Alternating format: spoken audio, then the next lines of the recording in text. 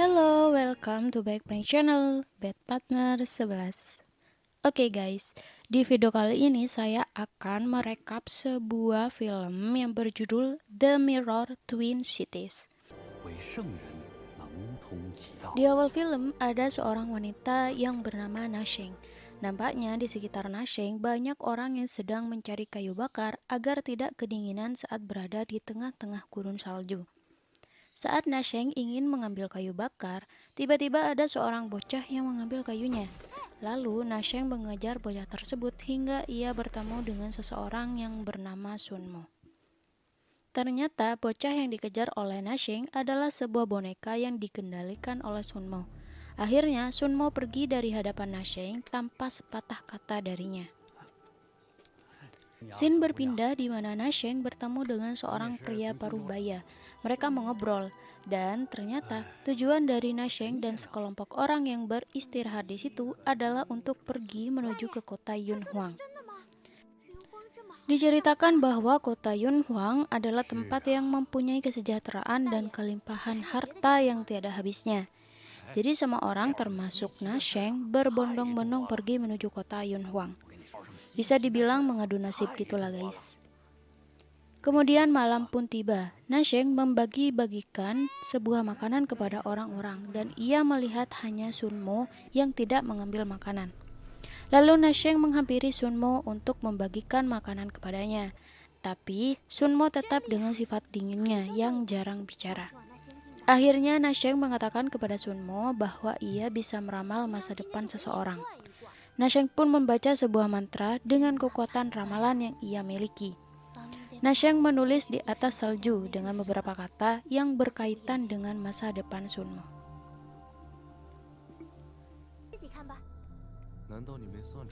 Akhirnya, Sunmo yang tadinya nggak berbicara, sekarang ia meminta Nasheng untuk membacakan tulisan yang ia tulis.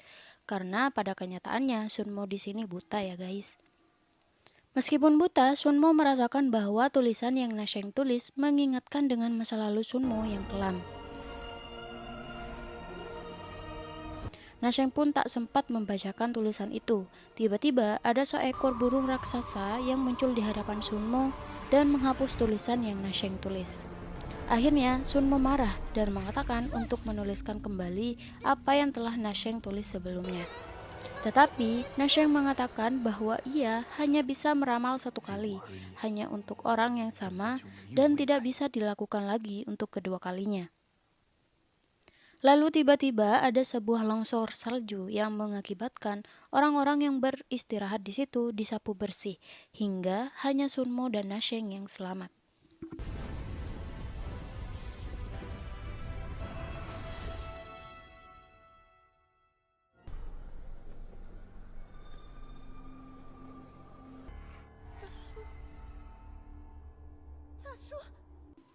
Sunmo dan Nasheng mereka pun pergi untuk melanjutkan perjalanan ke kota Yunhuang. Dengan perjalanan melewati dinginnya gurun salju, akhirnya mereka melihat menara yang menjulang tinggi yang menandakan bahwa kota Yunhuang masih jauh. Ya, setidaknya menaranya udah kelihatan ya guys, daripada nggak kelihatan sama sekali. Nasheng saking fokusnya melihat menara Yunhuang, ia tidak menyadari bahwa Sunmo sudah tidak ada di sampingnya. Terpaksa, Nasheng melakukan perjalanan sendiri menuju kota Yunhuang. Saat sampai di sana, ia berada di tepi tebing yang curam. Nasheng tidak mempunyai cara lain karena jalan satu-satunya harus turun melewati tebing yang curam itu. Ia turun dengan hati-hati. Tiba-tiba, ia tergelincir dan beruntungnya ia masih selamat. Tapi masalah lain muncul. Saat Nasheng berhasil turun dari tebing, ia dikejar oleh mayat hidup. Akhirnya, Nasheng terjatuh ke dalam jurang.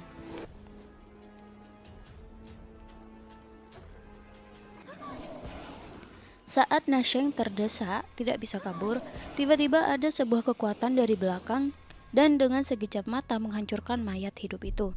Karena penasaran, Nasheng menghampiri keberadaan kekuatan itu dan ingin mengambil sumber kekuatan itu. Akhirnya Nasheng mengambil sebuah pisau. Saat ia mengambil pisau, tidak sengaja pisau tersebut menggores tangan Nasheng. Nasheng pun menghancurkannya dengan pisau. Tanpa Nasheng sadari, pisau yang ia gunakan ada darah miliknya. Ternyata sumber kekuatan itu adalah sebuah cincin milik pangeran yang disegel. Lalu cincin itu dengan sendirinya terpakai di tangan Nasheng. Ya, mungkin gara-gara darah Nasheng ya guys. Saat Nasheng ingin keluar dari jurang itu, Nasheng bertemu dengan satu tangan yang membuat Nasheng kaget. Tangan itu bernama Shang Feng. Cincin Shang Feng lah yang menyelamatkan Nasheng dari kejaran mayat hidup sebelumnya. Nasheng mengatakan bahwa ia ingin pergi ke kota Yunhuang. Mendengar hal itu, Shang Feng juga mempunyai tujuan yang sama dengan Nasheng. Akhirnya, mereka pergi berdua melintasi gunung salju hingga sampai di sebuah hutan. Dengan perjalanan yang panjang, akhirnya mereka sampai di gerbang surgawi. Nasheng melihat sekelompok orang yang tentunya dengan tujuan yang sama, yaitu menuju kos Yunhuang. Jadi untuk menuju kota Yunhuang harus melewati gerbang surgawi gitulah guys. Oke, lanjut. Dari sekelompok orang tersebut, tiba-tiba ada yang ingin melakukan kejahatan kepadanya, yaitu seorang wanita.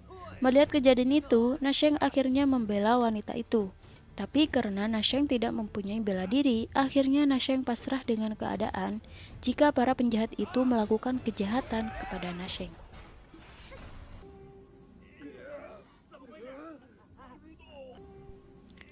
Tapi tiba-tiba para penjahat itu tidak bisa menggerakkan badannya akibat kemunculan seorang dewa yang bernama Dewa Mei Mei. Dengan kekuatan Dewa Mei Mei, para penjahat itu langsung pingsan. Dewa Mei Mei pun menghampiri Sumo yang juga ada di tempat itu. Mereka pun akhirnya bertarung satu sama lain. Dengan kekuatan Dewa Mei Mei, Sumo terkena serangan magis yang membuat ia mengingat kembali masa lalu dengan orang yang ia cintai.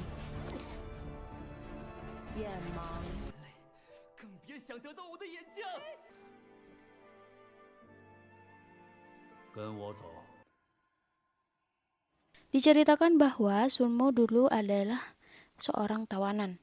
Ia dibebaskan oleh seseorang dan membawa Sunmo pergi ke istana pagoda untuk menghibur Tuan Putri Beiying.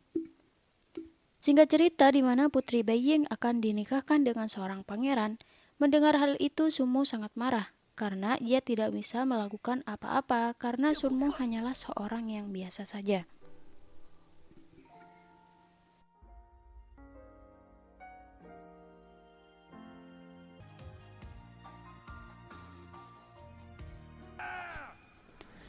Dengan kemarahannya, ia berhasil menghancurkan kekuatan magis sang dewa.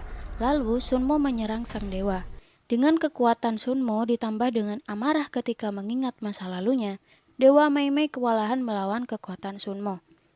Beruntung Nasheng dengan sigap membantu Dewa Mei Mei sebelum Sunmo melancarkan serangan penuhnya terhadap Dewa Mei Mei.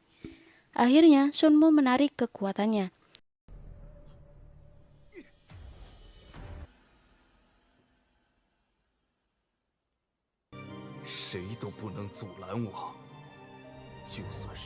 Setelah kejadian itu, lalu Dewa Mei Mei membuka gerbang surgawi dan mereka semua memasukinya.